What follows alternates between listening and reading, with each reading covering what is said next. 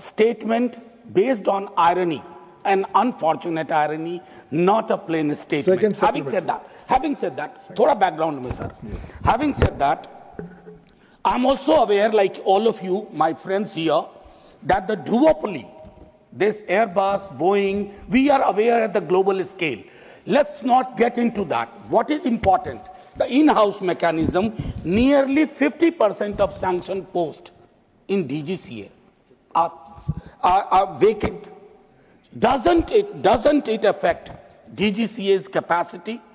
Particularly, I repeat, particularly when during the search, during the investigation, many newspapers reported this, that why such anomalies, ऐसी विसंगतियां तब क्यों बाहर आती हैं जब एक बड़ा हादसा गुजरता है, हादसा हो बैठता है और फिर उसके बाद हम जागने की कोशिश करते हैं. Vacancies and sanctions. Sir, like I've said, the vacancies have been created because it was a request from the ministry. Now, with the growth that we have seen in civil aviation, we wanted more people within the DGCA. And these posts have been posts have been created in the last 2 years only. And the process, right, it's not that when you say that why are they vacant, it is not that we have stopped from recruiting.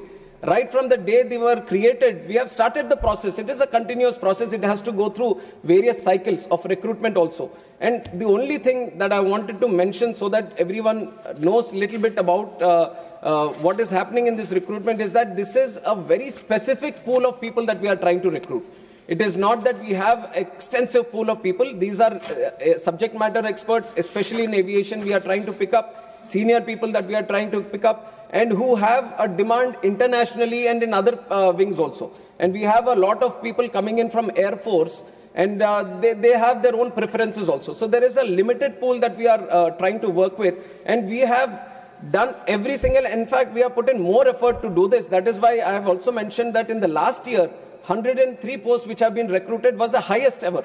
Because we wanted to speed up the process, we wanted to ensure that DGCA, the posts that are created is well equipped and it is full of the people that have to be recruited and no vacancies. It is an ongoing process. This year we are committed to take in 190 more. And also in the future, all the posts are being worked out in such a way that no vacancies, the situation of no vacancies does not arise. For supplementary, Mani Sanjay Singh, not present. Mani Sri Raghav Chadha. Thank you. Thank you so much, sir. Sir, India's civil aviation sector is booming, no doubt.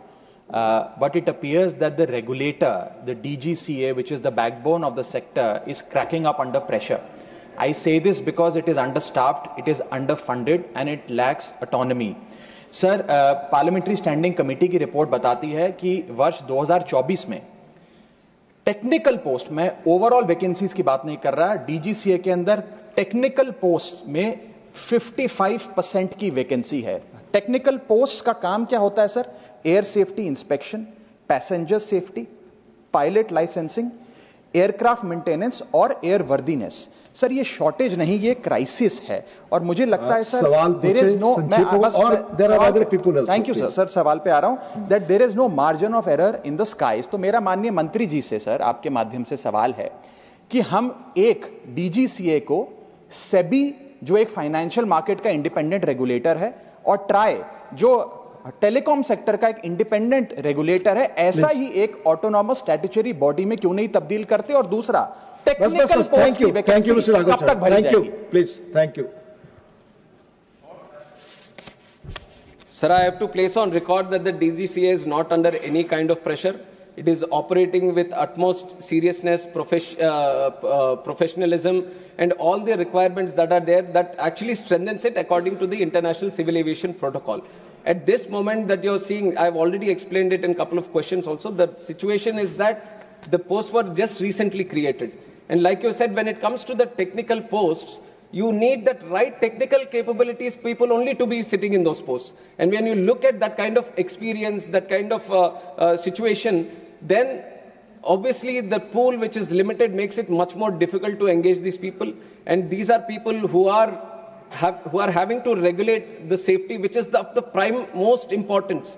the whole fundamental pillar for the growth of our civil aviation sector has been the safety and security of the people and the operations. So keeping that intact, the process itself has so much technical this thing that it gets little difficult, but we have been trying with the UPSC and other people also to engage the right people so that the timelines which takes for it to engage these people gets reduced. And Honorable Member has also talked about the budget.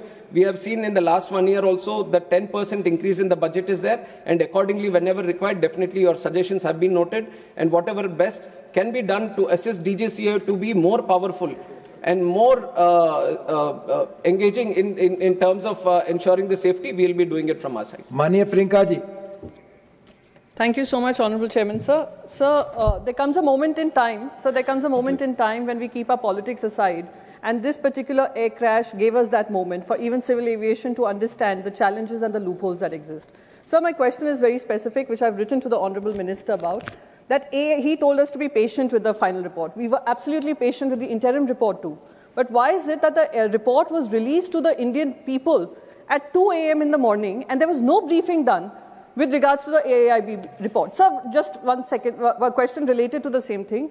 Pilots have raised their concern that there is no aviation expert who is sitting on that AAIB panel. Why is that so? If Honorable Minister could address that, I'd be grateful. Thank you. Thank you so much.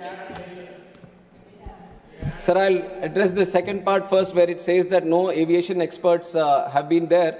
It is not true. There are two subject matter experts in terms of pilots who have been engaged within the investigation team. And likewise, other engineers and all from the industry also have been engaged. And International Civil Aviation Organization observer also from the UN, where a lot of articles were there that he was rejected and all. So baseless articles have come up at the time, but everyone who was supposed to be in the investigation team, they have all been there. In fact, pilots have also been there. So that addresses the second part. And also regarding the report releasing, it was entirely up to the AIB. It was up to the AIB to finish the report and to release the report. And it's not that when they finished, then they uploaded it. It is according to their this thing. I don't think there was very specific reason of why it has been released in the night or in the morning. It was the report which was supposed to be released, and it was released at that time. Information bulletin, which is not a mandatory thing. Like you said, if necessary, then the state regulator can do it. But at that point of time, the regulator also took a call that this is not a mandatory thing, and we, on our process of ensuring safety, we have a very good, robust process. So there is not a special check that is required because it was not a mandatory thing that was advised. But after the report has come, we have taken that also into cognizance to ensure that there is further, because like you said, these reports that have come. But I can show you 150 reports where every possible angle that the report can be, everything is already listed. कोई भी अगर report आ जाता तो आप बोल सकते थे कि ये तो पहले ही आ चुका है. So they have written every possible angle, right from the Western media to everyone. So that you can't just point out to one, say that this has been leaked. Because all the reports, I have 10 different angles which are written, which are now not coming out, not being discussed, because they are not touching this topic. But had it touched another topic, another report would have come ki isne already ye likha hai.